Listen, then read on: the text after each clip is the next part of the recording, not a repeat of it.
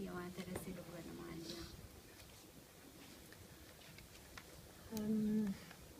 Je vais commencer par ce que j'ai entendu qui m'a intéressé moi, puisque dans les différentes rencontres que nous avons eues, je suis notamment allée voir le commissariat de New Delhi.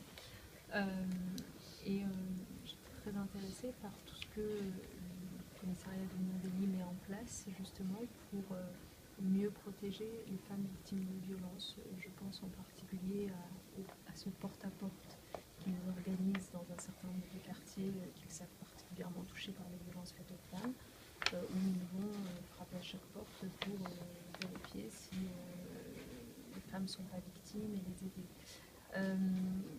J'ai été intéressée aussi par la formation à l'autodéfense que le commissariat fournit aux femmes victimes de violences.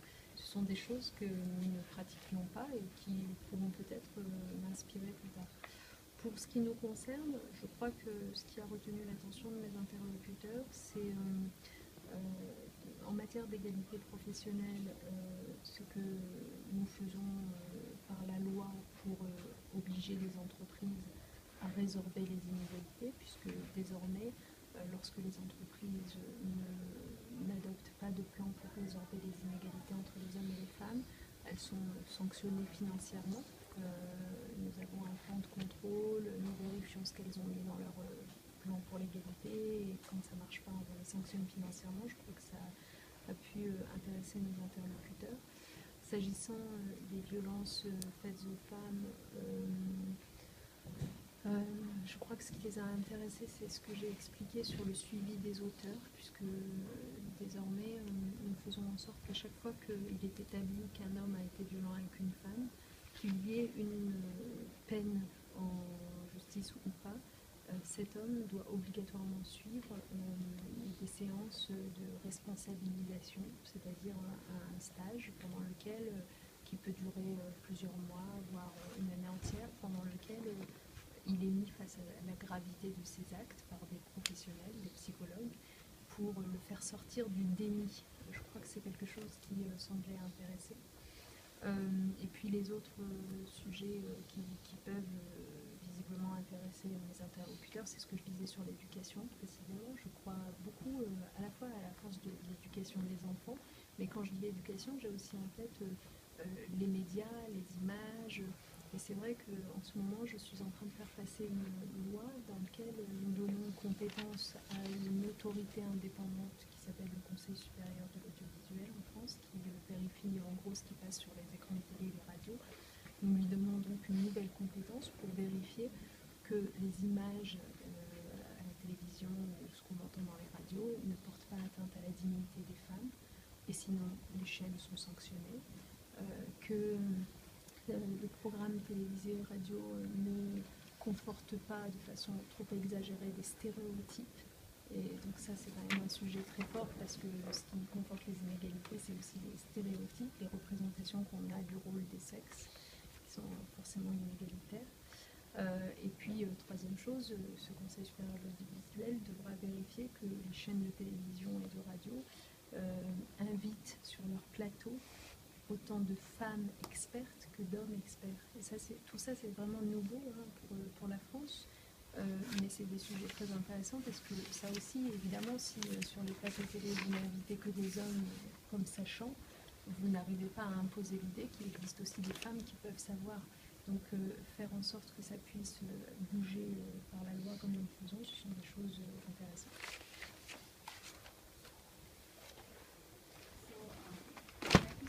Telling you what interested me in my visits and in my discussions over here.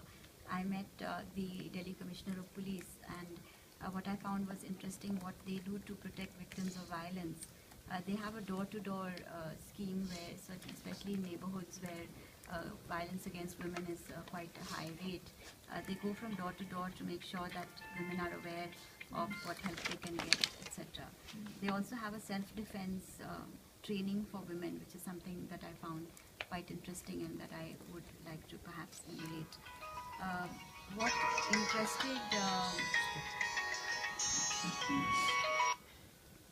What interested the Indian side from what we were doing was one of the areas of work that we're doing is with companies, where require companies to correct any inequalities that exist between male and female staff, and they need to submit an action plan to show what exactly they are doing to correct any imbalances that exist. And in case they are not able to, conform to the requirements, then we might we're imposing financial penalties on them.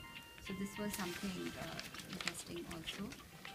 As far as violence against women is concerned, one of the interesting things we were doing is to ensure that the perpetrator of the crime is followed up on. So it's not just about giving him a sentence, but we are also trying to ensure that he is given either in addition or instead of his punishment training. He's undergoing a training with a psychologist who tries to make him understand that he's accountable for the crime he has committed. He has to realize it's a serious offense and he cannot continue to live in denial about what he has done. So this is something that is new as well. Education of children to make them aware from a young age about what equality is all about. The media is the other area we are focusing. The media shows a lot of images of women, and we have a board called the CSA, which is a board that regulates television and radio broadcasts. So we need to make sure that they are showing images which are not a violation of the dignity of women, and we are imposing penalties on the channel in case they are doing any such thing. Also, we want to make sure that TV and radio channels do not keep projecting stereotypes of women, because women are in, they shouldn't show women all the time in very gender-specific roles, because that creates a feeling in the community that they can only be doing those roles. Also, when they invite experts to their studio to talk, they must invite an equal number of women and male experts so that people don't go away with the feeling that only the men are experts in certain areas. Ma'am, juste pour bien préciser, donc ce que vous venez de décrire là, c'est une nouvelle loi qu'on est en train d'adopter pour donner donc au Conseil supérieur de l'audiovisuel la compétence de vérifier tout ça. Jusqu'à présent, ça n'existait pas comme ça. So this is a new law that we are giving the board that regulates TV and radio, and giving them the authority to go ahead and control all of this. They didn't have this in the past. Ma'am, you have taken the issues of sex trafficking and prostitution in France, and you also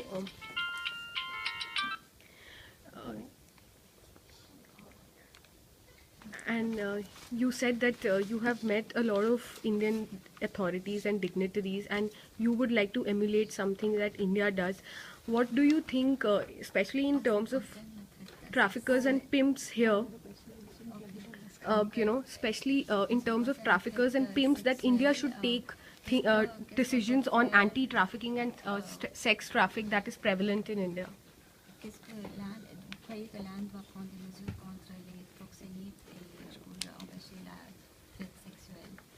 And also, I was reading in somewhere, and she said that her first priority as she's charged is to make prostitution disappear from Paris. So many will say that it's very idealist, that's very whimsical. How do we achieve the same in India? And how do you achieve this in a country like India where there are extreme poverty levels? Avant de venir en Inde, j'ai eu l'occasion et le plaisir de rencontrer une dame que vous connaissez qui s'appelle Chirag Gupta, qui était de passage à Paris, qui est une activiste très engagée justement sur ces questions de trafic sexuel, très engagée surtout dans la lutte contre le trafic sexuel. On a cela en commun avec elle. Je crois en effet que les victimes de trafic sexuel doivent être considérées comme des victimes à part entière. Or, ce n'est pas toujours évident dans les pays où on criminalise les prostituées elles-mêmes.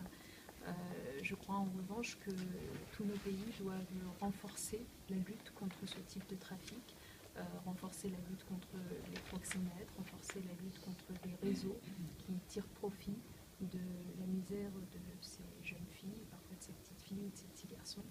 Et donc, je ne sais pas, je ne suis pas la mieux placée pour vous répondre si l'Inde va adopter une nouvelle législation contre la traite ou pas. Ce que je peux vous dire, c'est que la France, oui, nous nous apprêtons en effet fait à renforcer considérablement les moyens de lutte contre la traite et renforcer considérablement le travail de lutte contre la prostitution, qui signifie à la fois réduire le nombre d'entrées dans la prostitution, c'est-à-dire par des messages de prévention sur ce qu'est la réalité de la prostitution qui est trop souvent idéalisée, qui signifie aussi sanctionner les véritables responsables et pas les prostituées elles-mêmes, mais qui signifie aussi, et c'est le troisième point très important, offrir des alternatives aux personnes prostituées. Or, trop souvent, elles sont quand même un peu livrées à elles-mêmes et on ne les aide pas à sortir de cette situation. Et donc, en France, nous sommes en train de travailler sur un texte important qui va permettre de les accompagner, y compris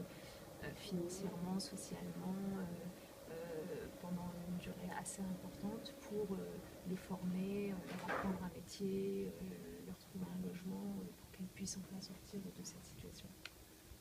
So before coming to India, I met somebody called Ruchira Gupta, who is a very committed activist on sexual trafficking. And I think that, we really need to talk about the victims and focus on them. We should think of victims as victims and not as the criminals in this whole exercise.